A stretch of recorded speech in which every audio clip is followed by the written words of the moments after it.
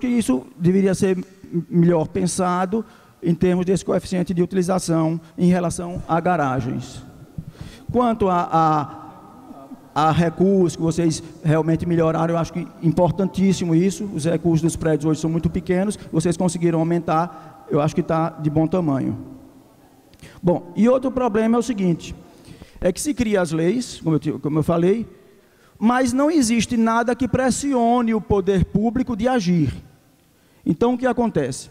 O setor privado vai na frente, procurando todas as brechas possíveis, e o poder público depois vem atrás para consertar tudo de errado que foi feito. Isso é caro, é ineficiente.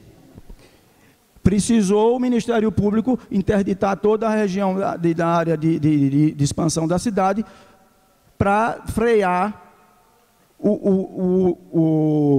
a ocupação desordenada. Mas a prefeitura não tem condições de fazer isso. O que é que se fez então? Começou a inventar uma série de documentos burocráticos para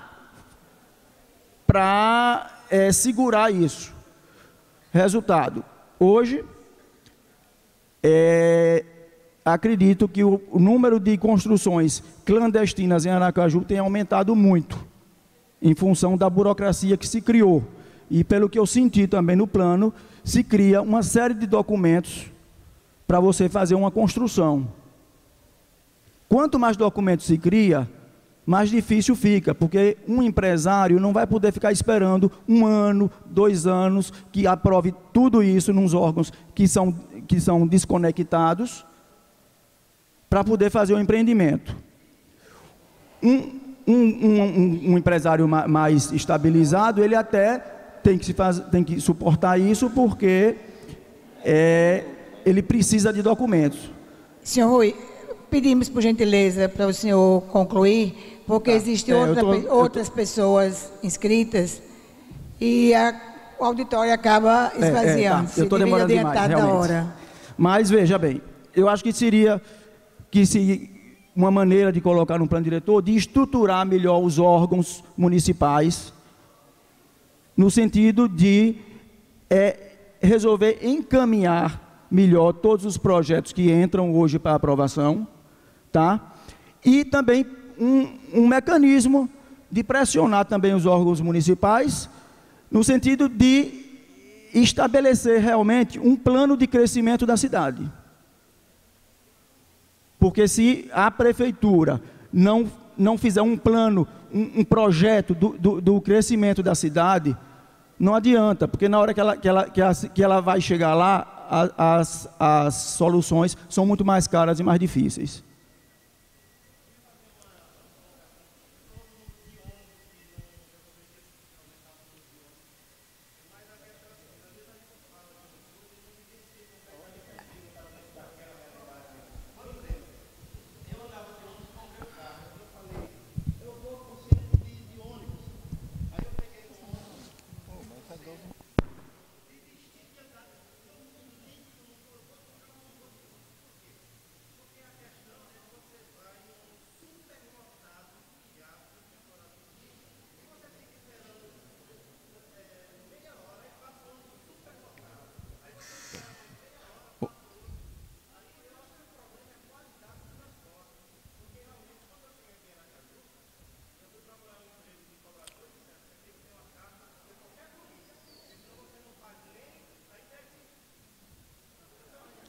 Bom, senhor Rui, porque as duas pessoas inscritas, e cada inscrito tem direito a 3 minutos. O senhor já tem 12.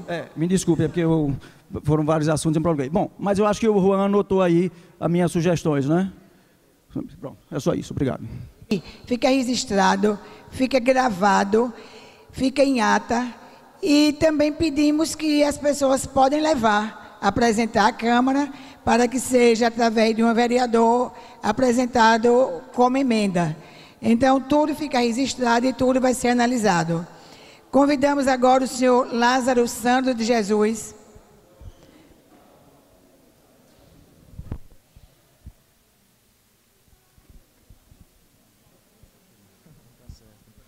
Boa noite a todos, boa noite e obrigado pela oportunidade.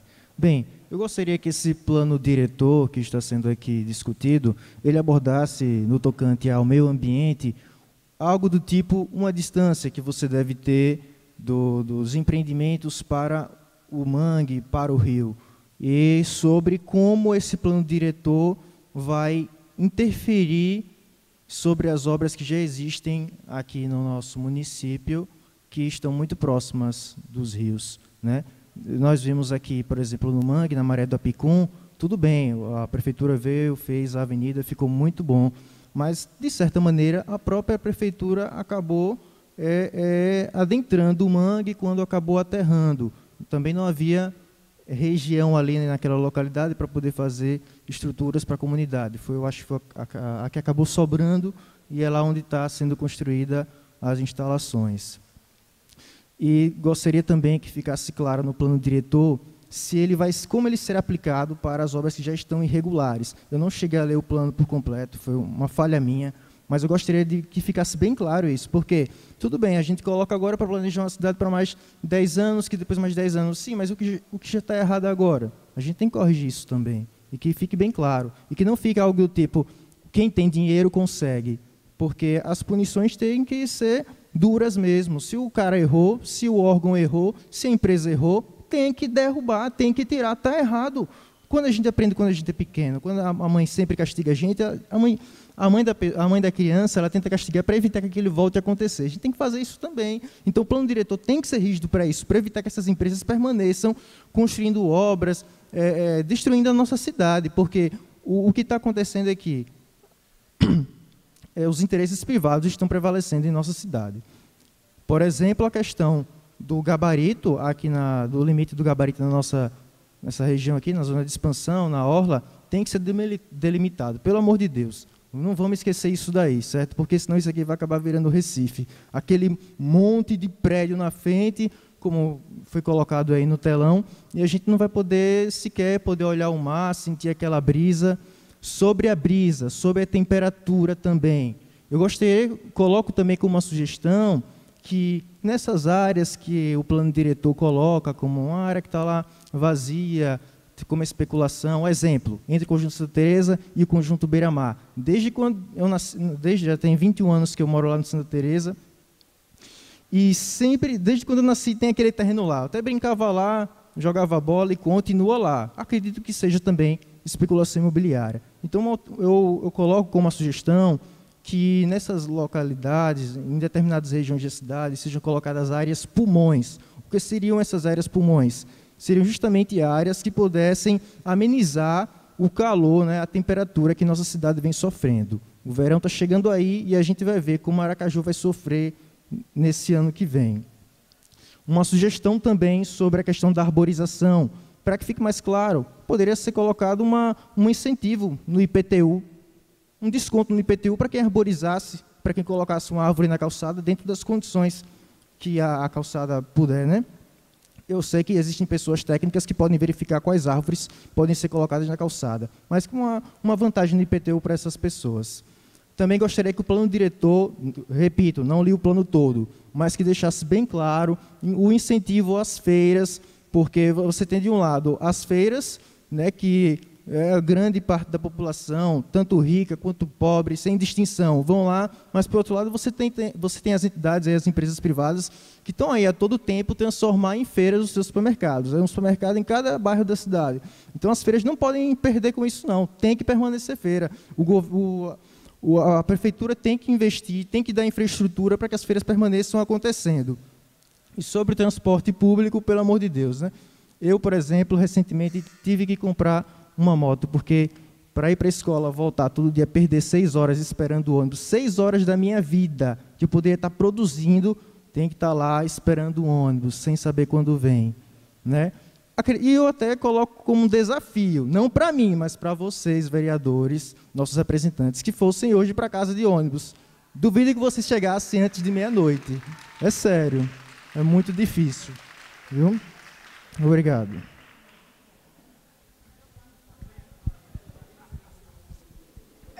Convidamos agora o jornalista Gamásio. Hoje eu acertei, Gabriel. Acertou. Não, só colocar uma questão objetiva, né? Transporte já foi falado, tal. Já morei aqui na Coroa do Meio um tempo, tal, então posso falar sobre.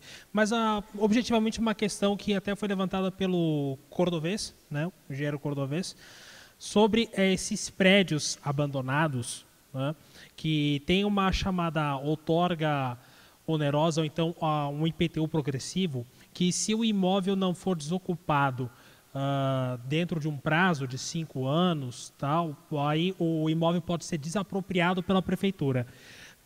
Numa conversa com ele, a gente chegou à conclusão de que essa lei existe, né? Existe essa lei, só que tem que ser regulamentada por uma lei específica para poder fixar essa desapropriação dos terrenos. Então, façam essa lei específica, né? Porque o que não pode continuar são esses imóveis desocupados, como tem um imóvel abandonado ali um prédio, ali na esquina da Praça da Catedral, ali entre Propriá e Arauá, ali, que não sabe se vai implodir, se não vai.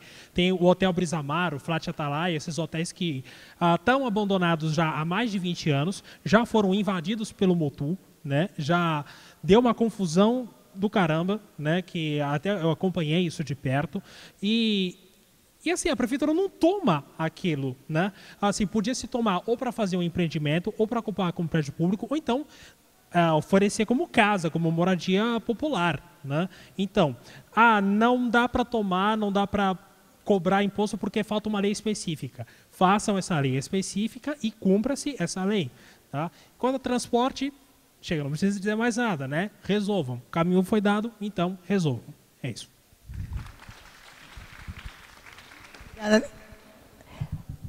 Bem, não há mais inscritos. A deputada Ana Lúcia, né, vai usar a palavra. E depois alguns vereadores, vereador Bertolino, não sei se Matos também irá falar. Vereadora Rosângela. Todos os vereadores hoje vão falar. Pronto. Boa noite a todos. Primeiro, eu quero dizer que eu sou moradora aqui da Atalaia, né? Eu nasci e me criei no bairro São José, minha mãe ainda mora lá.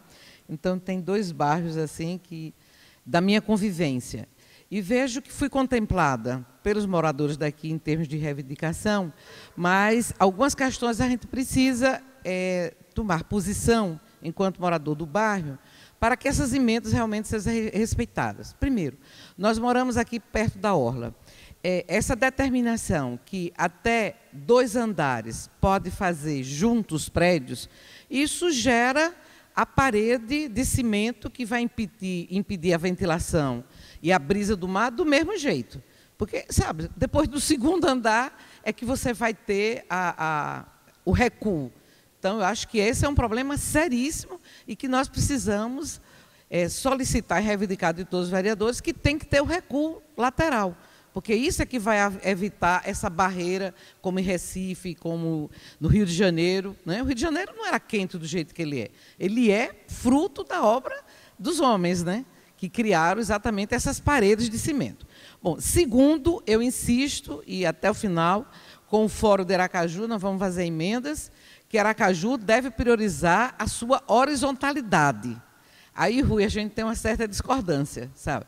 E vejo que as zonas verticais, no plano, precisa ficar estabelecido. Porque Aracaju é todo cortado por rios. Meu pai, se fosse vivo, teria 96 anos. Ele remava e ele ia pelo fundo da Catedral Metropolitana. Eu tenho 62 anos, nasci ali no bairro São José, ali tudo era mangue.